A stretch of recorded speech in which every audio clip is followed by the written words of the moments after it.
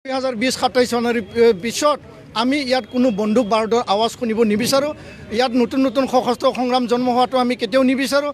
আৰু চৰকাৰীভাৱে পুলিচৰ গুলি দি কোনোবা নিৰীহ লোক ইয়াত মৰা বা ইয়াত ভুৱা এনকাউণ্টাৰ কৰা, ভুৱা সংঘৰ্ষ কৰা, সেইটো আমি কেতিয়াও সহ্য কৰিব নোৱাৰোঁ। আমাক শান্তি লাগে, শান্তিৰে আমাক জীয়াই থাকিব দিয়ক। আৰু বড়োলেণ্ডভাষী বড়োভূমি আমি সদায় শান্তিপ্ৰিয় ৰাইজ হয় আৰু শান্তিভাৱে আমি ইয়াত জীয়াই থকাটো সদায় আমি বিচাৰোঁ। কাৰণ শান্তিৰ কাৰণে 3 দশক সশস্ত্ৰ সংগ্ৰাম পাতনি মেলি পেলাই বড়ো চুক্তি বা তৃতীয় বিটিআৰ চুক্তি এইটো সম্পাদন কৰা হৈছিল।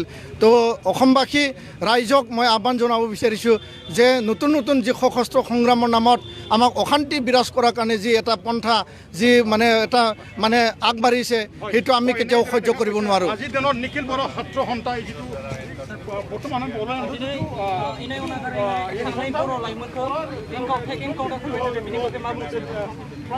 दिनै दुलाराय बर' फरायसा आफादा बिटिआरनि 4 जिल्लायाव जोङो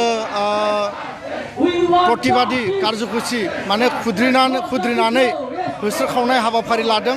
आरो बेखायनो बे क'क्राझार जिल्ला, चिरां, बाक्सा, उदालगुरि 4 जिल्लानि हेडक्वार्टाराव दुलाराय बर' फरायसा आफादनि खावलायनाय बायदियै गोबां रायजो राजा फरायसा फरायसुलिजों लोगोसे जोंनि सोमावसारग्रा मावथि बिथांमोना दिनै बाहागो लाफैदों। गुबै बाथ्राया जाहैबाय 17 आरो 18 तारिखआव उल्टापानि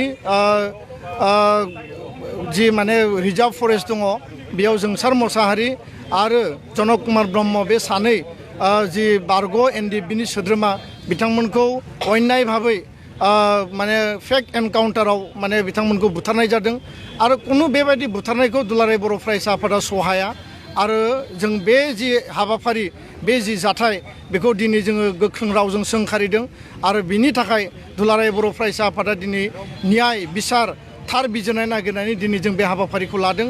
आरो नैबे जि क'क्राझार पुलिसनि गेजेरजों बिथांमोनखौ जि अन्याय भाबै बुथारनाय जाबाय, बिनि सायाव जोङो जुडिशियेल इनकुवेरि, इम्पार्शियेल इनकुवेरि जों नागिरदों।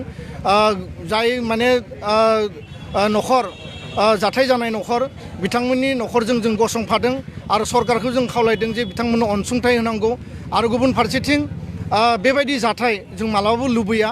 आरो 2020-27 सनाव जि बर' गोरोबथा जाबाय, बिटिआर सुक्ति जाबाय, बिनि उनाव कुनु गुलि बारुद बे पुलिसनियानो जा, सोरबा गोदान गोदान जन्म जानाय उग्रपन्थी होननानै गावखौ जाय जाहिर खालामनाय बिथांमोननियानो जा, बेबायदि जों मालाबाबो लुबैया। खारन जों शान्तिप्रिय हारि, जों शान्तिजों गोजोनजों थांना थानो लुबैयो।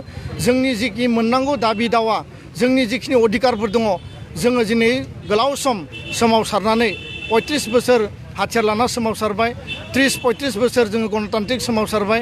दिनै दफायाव जोंहा लिरनाय दङ, बेखौ मावफुंनायनि खामानिया सोलिगासिनो दं। सुक्तिनि दफा मावफुंनायनि जि हाबाफारि, बे स्पिड आप जागासिनो दङ। दिनै एरिया बारायनांगौ, दिनै गामि सोसननांगौ, बे खामानिफ्रा सोलिगासिनो दङ। आरो बेबायदि समाव गोजोनखौ जेला जों गायसननो नागिरदों, रायजो राजाया गोजोन लुबैदों, दिनै फरायसा फरायसुलिफोरखौ फरायहोनांगौ, जौगाहोनांगौ, साख्रि बाख्रिनि बाथ्रा दङ, दिनै फसंथान गायसननांगौ, दिनै जोंनि ओनसोलखौ रांखान्थि बिथिङाव जौगाहोनांगौ, गासैबो बिथिङाव जि जौगाहोनांगौनि जि हाबाफारि, बे समाव दिनै बेबायदि मोनसे जाथाय, जाय जाथायनि गेजेरजों जोंनि गोसोआव दुखु मोनदों, दिनै गोरबोआ गाबखांदों। आरो बिथांमोना जुदि माबाफोर दाय दङमोनब्ला दिनै बिथांमोनखौ 17 तारिखनि मोनाबिलियाव बाइक एक्सिडेन्टआव पुलिसा हमनानै लांदों। रायजो राजाया जेला बिथांमोनखौ दैखांनो थाङो, पुलिसा बिथांमोनखौ हमदों आरो ट्रिटमेन्ट खालामनानै हस्पिटालनिफ्राय थानायाव लांदों। न'नि मानसिया जेब्ला हस्पिटालाव थाङो, आरो बे हस्पिटालाव न'नि मानसिनो बुंदों जे बिथांमोना दाय गैया, 2-3 उनाव हगारगोन। नाथाय हरनि गेजेरावनो नाटकीय भाबै बिथांमोनखौ ULBनि सोद्रोमा साजायनानै दिनै बुथारनाय जाबाय। आरो बेबायदि बुथारनाया कुनु कारनाव सहायथाव नङा। आरो जोङो बे बाथ्राखौनो स्पष्ट बुंदों जे बिटिआर शान्ति गोरोबथा जानायनि उनाव, दिनै शान्तिया गायसनजानायनि उनाव, शान्तिनि थाखाय गासैबो रायजो राजाया दिनै हाबा मावगासिनो दङ। बेयाव सोरनिबा खाखि पसाक गाननानै बेयाव धुम दाखाल खालामनानै सोरनिबा दादागिरिजों सोरखौबा गावथारगोन, सोरखौबा फेक एनकाउन्टार खालामगोन, बिनि उनाव बेखौ उग्रपन्थी साजायगोन, बेखौ जों मालाबाबो गनायनो हाया। दा बेखायनो जों न्याय नागिरदों, जों बिजिरनाय नागिरदों। आरो बे बिजिरनायखौ जोङो आयेननि भाबै जिखिनि जोंहा लांनांगौ, हिउमेन राइट्स कमिसनाव होनांगौ, हाइकर्टआव, सुप्रिम कोर्टआव जोङो पिटिशन होनांगौ। बिनि थाखायबो जों राजि। खारन दुलाराय बर' फरायसा आफादा माने थांनाय समाव गोलाव समाव जायफोर फेक एनकाउन्टार जादों जायफोर माने इनोसेन्ट पिपोलखौ माने गाज्रियै बुथारनाय जादों बिनि सायाव जेब्लाबो गसंथादों आरो न्यायनि थाखाय जोङो सोमावसारदों आरो बै माने परियालफोरा दिनै न्यायबो मोननो हादों आरो जाय दायनिगिरि बिथांमोनखौ साजाबो होनाय जादों दा बेखायनो आं बेखौनो खावलायो जे गोदान आफाद जोनोम जानायनि जि मोनसे दिनै माने सिन्ता दिनै मोनसे फोसावदों जे माने जोङो गोदान आफाद दाबाय जोङो बमा होगोन गुलि बारुद माने बाहायगोन आङो बिथांमोनखौ खावलायनो नागिरदों जे नोंथांमोनाबो बर'नि साफा सुबुं बर'नि साफा नोगोरारि आरो बर' हारिखौ जौगाहोनांगौब्ला दिनै सिलाय बारुदनि 35 बोसोरनि संग्रामखौ फोजोबनायनि उनाव गोदानै सिलाय बारुद लानायनि बाथ्रा गैया नोंथांमोना गुबै लामायाव गिदिंनानै फैफिन जोंजोंनो ज'है बर' फिसा हिसाबै बर' हारिनि जौगानायनि थाखाय बर' माहारिबादखौ लानानै नोंथांमोना हाबा मावलां आरो गुलि बारुद लानानै माने बेबायदि हाथियार लानानै सोमावसारोब्ला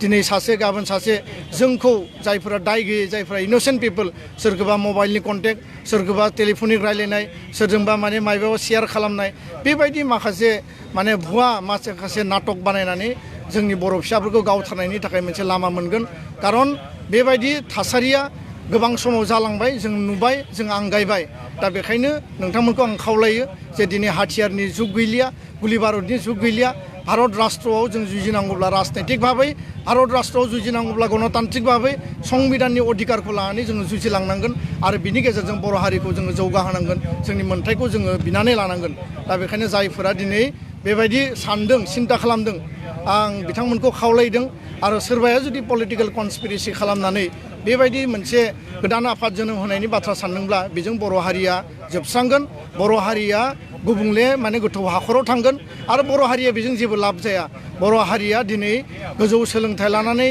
बर' हारिनि गोरिब गुन्द्राखौ रांखान्थि भाबै जौगाहोनानै गासैबो बिथिंजों जोङो मोन्थायखौ अधिकारखौ होनानैसो बर' हारिखौ जों जौगाहोनो हागोन दा बेखायनो आङो दिनैनि बे सोमावसारनायनि हाबाफारिनि गेजेरजों सरकारखौ आङो नारसिनदों खावलायदों नैबेनि सायाव स्पेसियेल इनकुवारि जानांगौ न्याय जास्टिस मोननांगौ आरो जायफोरा गोदान आफाद दादों बिथांमोनाबो गिदिंनानै फैफिननांगौ आरो जोङो बेयाव सान्तिखौ जोङो माने लाखिनांगौ आरो गोजोननि थाखाय बयबो हाबा मावनांगौ आं बेखौनो दिनै खावलायबाय गोजोन्थों न'खरनि जिउ राहानि थाखाय सोरखारा फोसावना बे जिउ राहा होनायनि उनावनो बे जास्टिसा जोबनानै थांगोन बायदि मोनो नामा